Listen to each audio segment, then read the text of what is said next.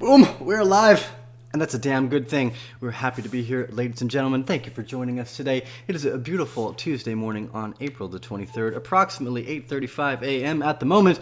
And it is a wonderful day in Costa Rica. The rains have returned, and I love when that happens because I've been digging in the greenhouse, planting seeds, and one of the most enjoyable things I feel is being close to nature. And I'm going to start today off with one of my favorite quotes from a book called The Letters of Seneca, and it reads like this. If you follow and live your life in accordance with nature, you will never be poor. But if you live your life in accordance with what others think of you, you will never be rich. And that is a beautiful sentiment because most of the time, people's imagination of what might be will run wild, and that is not a great place to be. But when you sit down and watch the ever-increasing richness and beauty and the abundance that nature offers, it is a very heartwarming and filling thing. So I'm grateful. I want to start that off again by reminding people, go outside, enjoy yourself. It is a beautiful day. But with that in mind, let's take a look at Bitcoin's price because we hit the $5,600 mark, and now we're in the cloud of the volume profile essentially to bring us to 5,900. Now, I had a little bit of a dream last night. So yesterday, we jumped online. We made an update for all the private Bear Den members. You can check that out. It's in the bulletin board. Anyways, we said we're probably going to see $5,600 tomorrow because we broke up through part of the volume profile fill that would lead us into that area. So as you can see here, I'm going to zoom out and draw this out carefully here. Otherwise, my volume profile is going to shift as I draw. Okay, so let's draw with this area in mind. So there's two spots. There's the $4,800 area, which is where we broke out from, which is basically where the flag started, essentially, at the bottom there. And then the first volume profile fill actually came in at $5,600. Look at this. This is where the next gap starts, $5,622. We've stubbed up against there.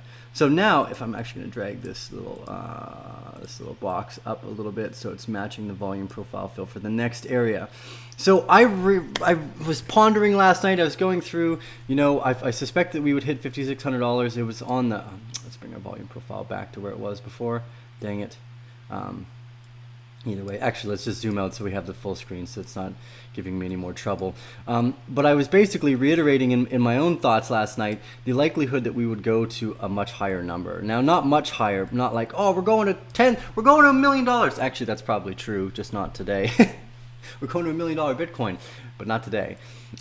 Keep that in mind too while making these assertions. But essentially what I was looking at was, okay, we're going to hit 5,600. We had that in our interim targets. So for any of the new private Bear Den members, since day one, we've said 5,200, 5,400, 56, and then there's a big gap between 56 and 59. And there's also an interesting range of possibility here, which I think is going to lead us into the irrational exuberance. Bitcoin, for all of its years that I've been in it, has always been irrational. Now, I think that's probably because there's a bunch of people in this space that know that we've already walked over the cliff of financial monetary no return. And the reason we're in a rational space is because every market at this moment is irrational. That means the dollars that are printed to get the stock market to where it is total bullshit. No, excuse me. Bullshit. Yes, we said that correct. The markets as we see them today are total bullshit. I don't know how many times I may have to say that, but the point of this story is I think we're going to actually see a bull trap fake out. Now this is an intuitive thought, and intuition can actually lead us great places sometimes. But anyways, let's look at again. We'll look at this volume profile fill. Let's zoom in a little bit more because the visible range keeps jumping out on me. Let's just keep it stacked where it is. Okay. So with this last little bit here, when this is not the best way to do it, maybe if I take it off log and then go back out, it'll be a little more stable. Yeah, okay, there we go. Let's leave this as the stability. So here we have the top of the profile fill at 6,000. This is the first area that we said we would be. This would be like the least likely to hit. But now that we've broken up into this range, which had started around $5,300 to $5,400, depending on where you're seeing your volume profile fill come out at, this whole volume area here will fill likely to 5,900 to 6,000. But once we break into that area, we're going to want to retest this resistance because this acted as support 1, 2, 3, 4, 5, 6, 7, 8, 9, multiple times. Let's say over a baker's dozen here in support around the $6,000 to $6,500 area. So because this volume profile fill actually extends all the way to 6,500, and because of how irrational we are all being, I actually suspect that if we break into the $5,900 area, that we're going to run to 6,500, and that's going to be the end of the bull trap. Now, I didn't have 6,500 in my markings up until yesterday. Now, the reason I've included it again is because I'm just remembering how irrational we already are. So again, if we look even with this closer volume profile fill in the visible range, 6,000 is the main support level. And then again, you have a gap up to 6,300 and then a gap up to 65. The 65 is the main area of support and resistance. So there's this thin band here that I think is going to act as the bull trap. And I think what's going to happen, and this is just my intuition, is that we're going to break into 6,300. Everyone's going to go crazy. You're going to see a wick up to 65, and then we're going to see a sharp retest of the lower areas, somewhere between 38 and 4,200 again. Now, we had actually called for this B-wave retracement when we were here, November 15th to 19th, I remember. We were at around 5,700. I said, we're going to go down to $4,200 and $3,200, and everyone scoffed at us, said, no, we can never go that low because mining costs more than that. But that was obviously not the case. We dropped down that low, but as soon as we started to drop that low, we realized we would likely see a B-wave retracement to fill this volume profile, as we're seeing now. What I did not think about then was how ridiculous we all are. And that's a good thing. First off, I love ridiculous people. The weirdos, y'all are my family, so don't take that personally. But anyways, the point of this is I have an intuitive guess now that we're going to touch 6,500 as part of the bull trap. It's going to fake everyone out, and then it's going to come rocket shipping back down to retest the lows. Now, I've heard some actual great arguments for the potentiality of sovereign states buying into Bitcoin. And if that were the case, we could see monumental moves come out any day. There would be nothing to stop it. If countries like Russia and China start secretly buying up Bitcoin as an asset of next to gold in basically their stability reserves, whatever they would constitute into their SDR basket, I'm not sure what that actually has to be. I think it's a minimum amount of gold and assets. Anyways, the point of this is, if sovereign nation states start to buy up Bitcoin, the dovish statements come from the Fed, then we're going to see a massive run here. And I think that could be part of what brings us to 6,500. Now, the lower areas of 1,000 aren't off the table yet. We still can break through this volume profile region as we had seen before. Now, we have a very nice cross on the exponential moving averages. And this is what a lot of what do you call it? Trend traders are really excited about. This trend here, this cross, right when we hit around 41.60, is a very bullish sentiment, especially because we have it here on the daily, the EMA cross on the daily. So I do suspect we're going to run up, hit the 62, break out up to 65, and then come back down and retest.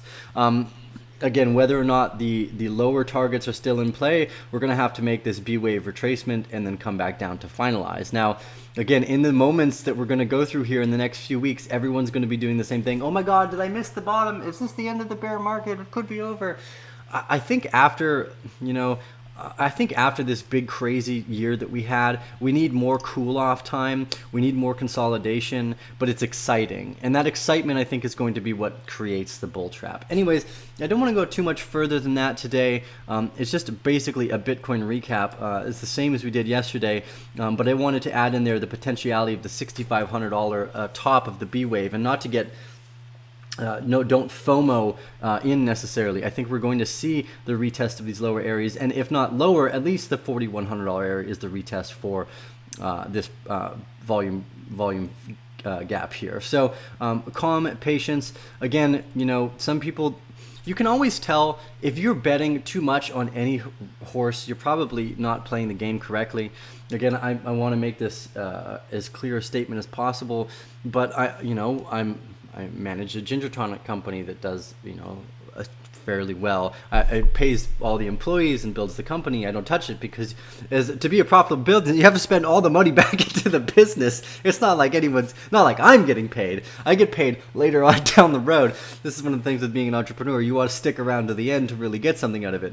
But the point of this is, I'm always moving assets into business and enjoying what I love to do. It's a long-term game. Most people don't make their millions by making investments. They make millions by investing in business and investing in ideas, products, and services that are valuable to other people.